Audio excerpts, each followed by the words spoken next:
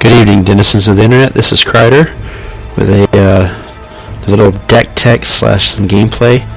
We're going to start out today with a deck that was submitted to NGA by a user named Natasha6, and it is one of my my favorite in the new set is 5-color control. This is Natasha6's version, which is different than any I've seen so far. It's been pretty entertaining to play, although it has its pros and cons like anything else. And what I'm going to do tonight is we're going to go over his deck, or Natasha6's deck. I don't know if this is a male or female, and we're going to take a look at it, see where the good and the bad is, and then we're also going to see what I did to, in my mind, improve it, at least for me. I went down to a Naya, but we'll get to that in just a second. So let's get into the deck tech. Okay, so this is the deck in general. It's your basic 5-color control. It usually has a lot of Planeswalkers, and this is no exception. He does start out with Jace, which is good because the deck does have a lot of sorceries and instants. So later in the game, being able to flash them back with Jace is very good. Typically, though, considering we have one of them, and he's one of the smallest creatures in the deck, if they have any kind of small burn like Twin Bolt or Fire Impulse, he's going to be probably the guy to catch it, just the way it goes. But if he does flip, cool. If not, gives him something to do for a turn other than focus on you or your other creatures.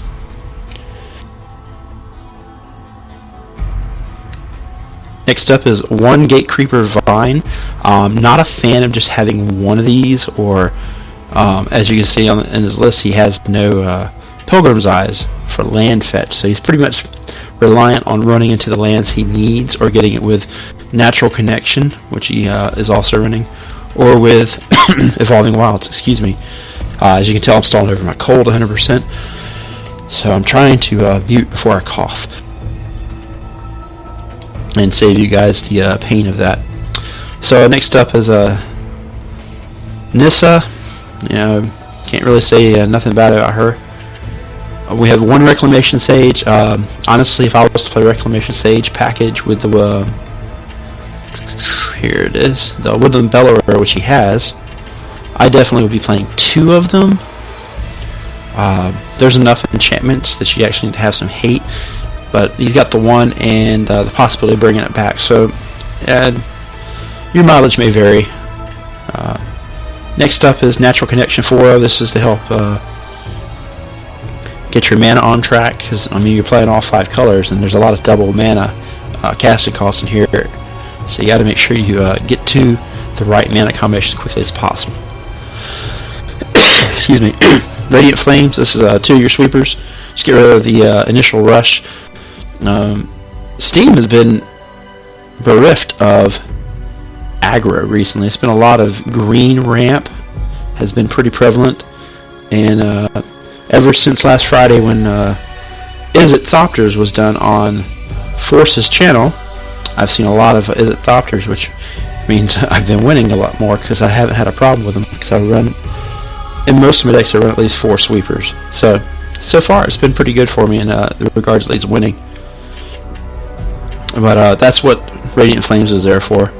Next up is From Beyond, and it's actually part of the overall Eldrazi package I recommend if you're playing green, where you play the 2 From Beyond, Oblivion Sower, and Ulamog.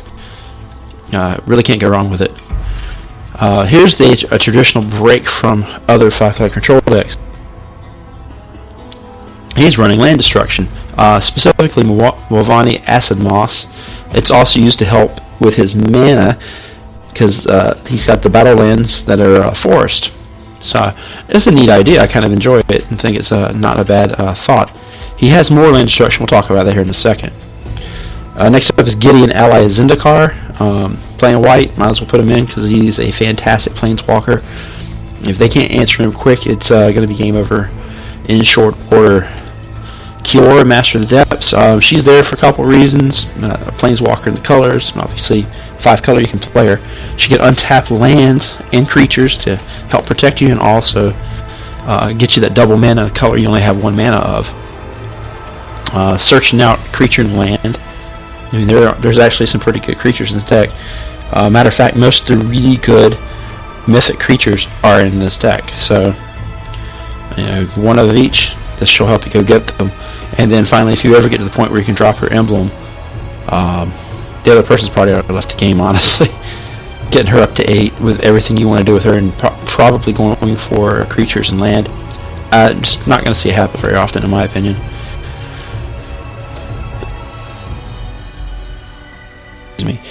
Excuse me. So next up we got Disciple of the Ring.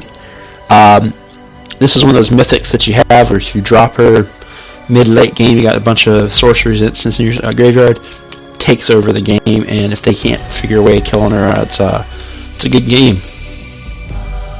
Another interesting addition, not one I thought of. I'm not a big fan of Disciple personally. I do agree she's super powerful though, so does a real good job in this deck. Next up is Planner Outburst, also known as Sweepers 3 and 4, with the Awaken. Fantastic. Otherwise, I mean, it's 5 mana to destroy all creatures. You can't beat that in this meta.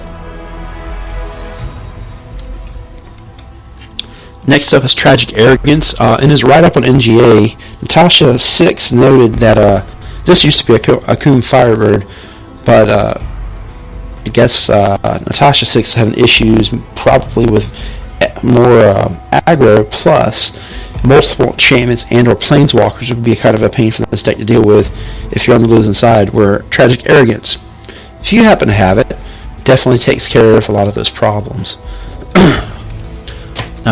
It's a one of, I mean, the most you're ever going to have is 2, and there's no card draw on this deck, so whether or not you get it, who knows. I've drawn it, and I've played like 6 or 7 games with this deck. Currently, I haven't lost, so that's pretty good. But I also have had no need of Tragic Arrogance. What I would probably do is replace it with another Angelic Edict, because you can't go wrong with edicts. It gets rid of those problematic creatures, and it's also some enchantments you don't want. Alright, next up, Ob Nixilis Reignited.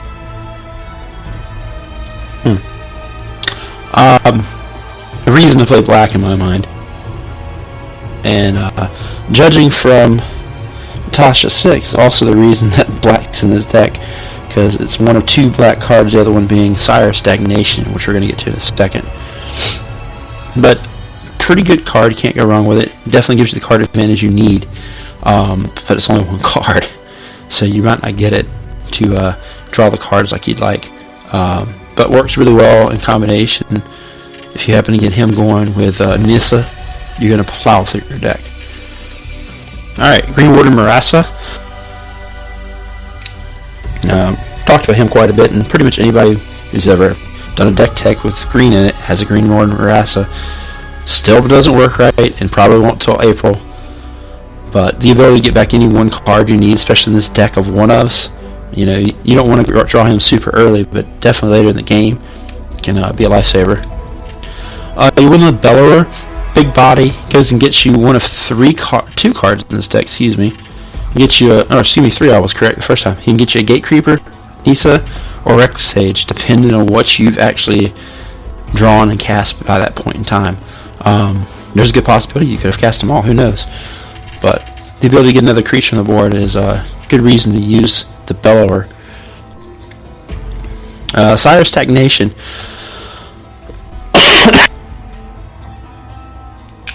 Excuse me. So the Sire, I had him in my 5-color control deck for a while, but I found out he really wasn't doing anything.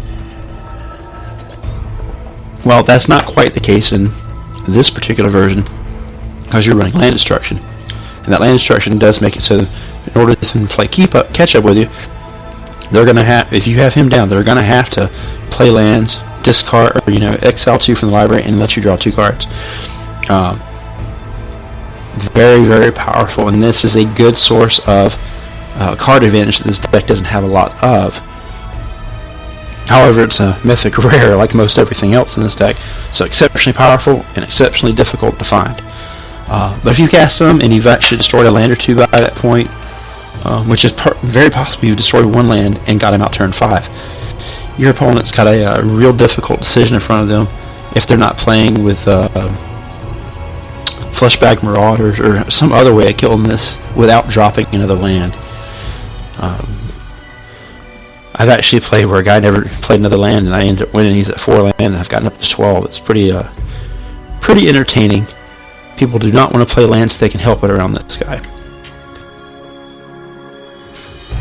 Alright, next up you got Oblivion Sower. Enough said about him in previous videos. Part the Waterfall. This is one I had not thought about putting in 5-color control, simply because I never thought you needed it, and I still really don't think you need it. But, you know, the ability to put a 6/6 land on the table, swing, and then you take another turn, that's pretty sexy. Still haven't done it. The most I've done is actually taking another turn. But it's a very powerful ability. Again, another one of those mythics. Into the Maw of Hell. Typically you see this in like a land destruction Gruul. However, he put it in here, and it's actually with the acid mosses. It just makes people upset, because not only do you get to kill another land later on, you get to do it with killing their best creature. This is one of those cards you can stay or go. So far it's been really good. It lets me get rid of another land, and whatever creature's been bothering me, if I'm able to take care of it. I've actually had to kill one of my own creatures once because I didn't want them to have a color land, but well worth it in my mind.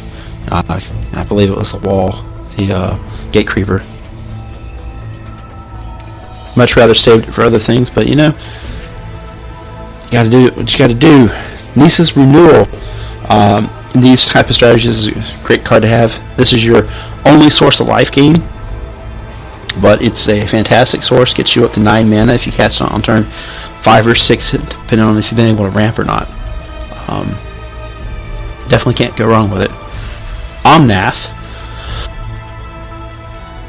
everybody's favorite mythic elemental.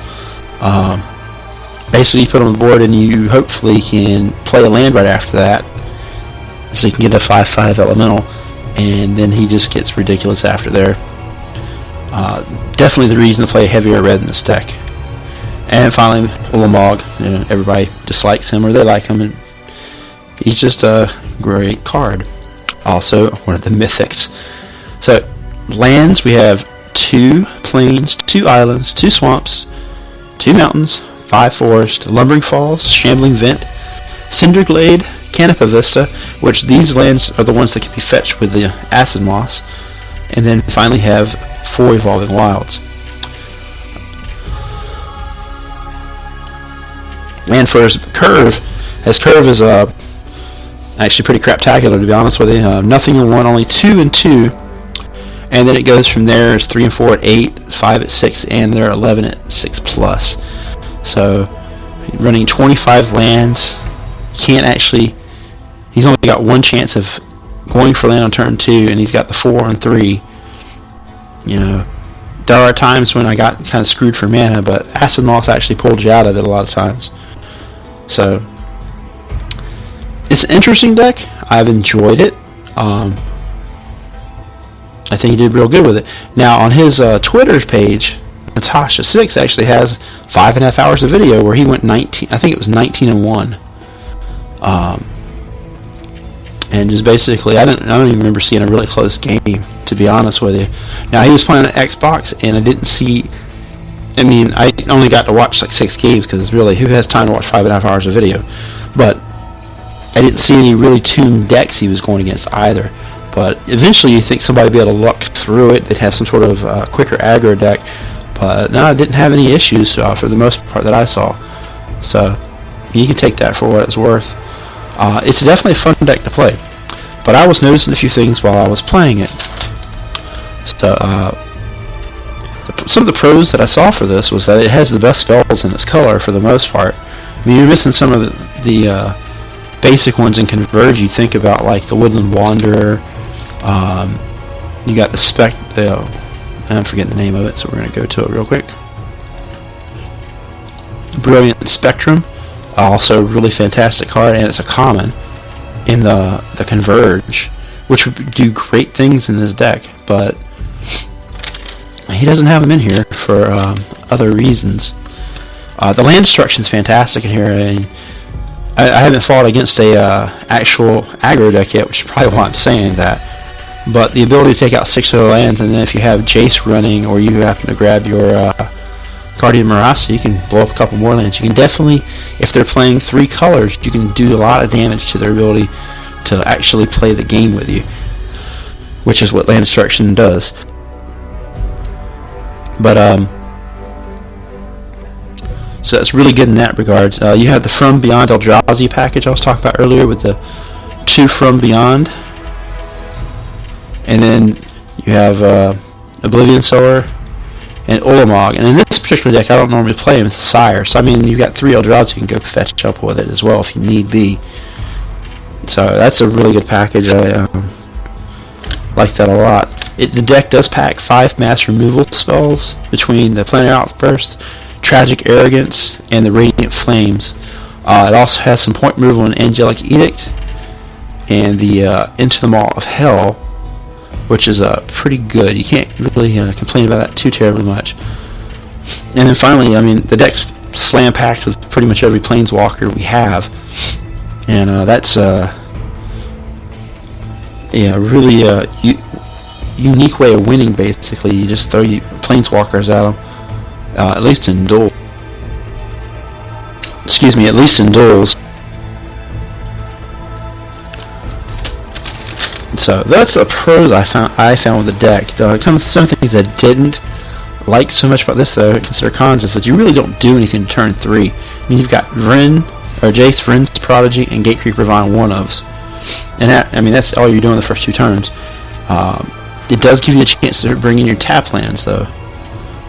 So good and bad. But if you're going second and the other person's playing red deck wins, unless you happen to have a Radiant Flames and the mana to cast it, you might be hurting. You have minimal life gain, which combined with not doing anything in turn 3 kind of sucks. Especially since your life gain is Nisa's Renewal all the way up here at 6 mana. So by the time you get to it, maybe too little too late. There's no card draw really in the deck. I mean, you have some card advantage. The Sire, if they start laying lands, but that's dependent on your opponent and you having a Mythic on the board. Same thing with Oblivion Sower. You're going to get land possibly with it, but it's a Mythic, so are you going to draw it? Even with the From Beyond package. Oops, that was a mistake. Let me get those back in here. Oh yeah. Alright, even with the From Beyond package, I mean, you're looking at, now you have 5 Eldrazi instead of 4.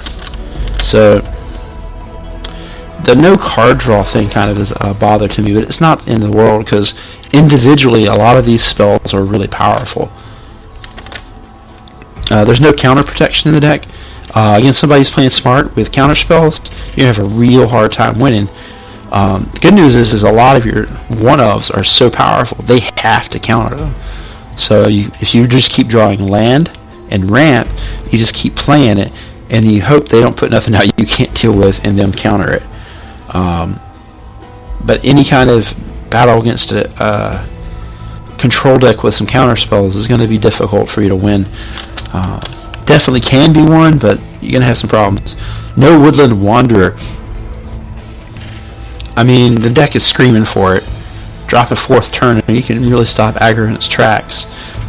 Problem with it is the only thing to really take out for it is the Acid Moss or Into the Maw of Hell. And I've actually thought about the Maw because it's the weakest of the 2 because it costs 6. And I mean, that would be a way to go in my mind. The mana base. Alright, it looks okay, but you don't have a lot of lands that, they come in and produce 2 color. And you'll see that in a lot of the other ones. I mean, he's got 13 regular lands. I'm thinking I'm running 11 in mine. The really good thing about it, though, is that 2 of the lands are the man lands, so it gives you another vector of winning the game, depending on how it goes. So, I mean, it is what it is in that regards. The good news is that 2 of the lands can be fetched with the Acid Moss, so that's kind of nice. So, that's the deck. I said Natasha 6 posted on NGA. I like it pretty well. I would highly encourage you to take it out and have some fun with it. Now, what I noticed the deck is that 2 of the colors, in particular blue, as you notice there's not a lot of it. I think there's 3 blue, and black, there's 5 blue, excuse me, it's right here in front of me. Duh. 5 blue and then 2 black. So you're not really playing a lot of those colors. So I was seeing what they actually did for you and could they be replaced with something. And also help out with your mana base issues. And what I came up with is I could just go Naya and do pretty much the same thing. And I would only lose a little bit of power and such. As such, I'd lose 2 Planeswalkers, or excuse me, 3 Planeswalkers for Jace, Obnixilis, and Kiora. I'd also lose Disciple of the Ring. I would lose Sire, which isn't a big deal of mine, Part the Water Veil, and I could replace it with other things that would be more synergistic with a Naya deck. So what it is, I came over and made this Naya, I call it Naya Ramp Destroy, which doesn't mean a whole lot. So basically what we did, put in the 4 Great Creeper Vines, which, I mean, you could put in Elvish Visionary if you'd like. I got Gate Creeper because I want to keep drawing land out of the deck. 3 Rolling Thunders to use all that mana we're getting here. Nisa, I got the Natural Connections. Now the reason I went Natural Connection over top of Sorcery, Nisa's Pilgrimage, is because this lets me get whatever lands I need, and I definitely need to hit double white. And depending on what's going on, I might need to get it quick, or I might need to get a red mana I haven't found. Natural Connection lets you do that for a quick sweeper. That's the thought process behind that. Plus, you've only got so many forests in this deck. So, and this doesn't let you go get any forest, just has to be basic. So, connection won out for me in that regards. I don't think there's anything wrong with me using the Pilgrimage per se, but I think that more times than not, you're better off getting what you need instead of just a forest, because you probably don't need a forest if you're casting Natural Connection anyway, or Nisa's Pilgrimage. Then you got your Radiant Flames, part of your Mass Removal package. From Beyond, and you're running the full 4 cards for the From Beyond Eldrazi package. You're using the Mulvaney Acid Moss. Excuse me. And that's basically to do the same thing, shorten their deck and mana base, and extend yours. Gideon, which is the main reason to keep white in my mind, for the same reasons as I stated before. You got your Mass Removal 3 and 4 in Planner Outburst. I'm running 2 Angelic Edicts to get rid of those problematic creatures / enchantments. Then I've got the Green Warden of Marassa to go get back 1 time anything that I need. The Oblivion Sower. 2 into the Maw of Hell to continue that land destruction, and also get rid of a large creature that is bothering me. The Renewals for life gain / getting extra land out. 2 Gaia's Revenge, because nobody really likes him if he's on the opposite of the board swinging at you. You really can't go with the counter ability and the haste. Absolutely fantastic. And then finally you got the Omnath, so you can make a bunch of elemental tokens and win the game with them, hopefully. And then finally an Ulamog. I went down to 3 plains, got 3 mountains, 7 forests, because they're kind of important to get your forest going early in this deck. You got the 2 Cinder Glades, and then 2 Canopy Vistas, 2 Bound Crags, 2 Sun Petal Groves, and then the 4 Evolving Wilds.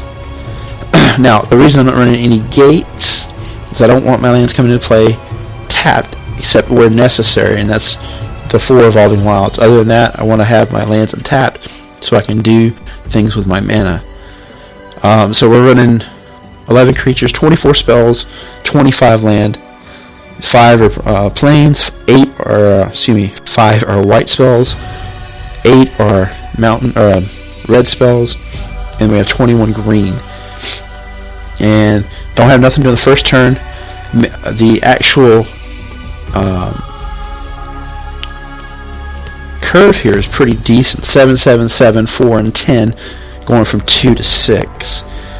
So you should have something to do pretty much every turn, starting turn 2. Now, a couple things about this. I do not have any early removal other than the Rolling Thunder, and that's really like turn 4 or 5 before that actually gets online. that's where the wall comes into play, and hopefully they don't get too quick of a start where a Planetary Outburst or Radiant Flames can get you back in the game. And that's pretty much where this differs from my Gruul ramp deck, honestly. You know, the white cards, obviously, but it's we're not running any early removal, which could be disastrous if they're playing some aggro deck, but that hasn't been a problem recently. So what I'll do is I'll go out and play this deck here in a few minutes and post it up. So if you happen to stick around for this 25.5-minute video, thanks for stopping by, and we'll see you soon. Talk to you later, Denizens.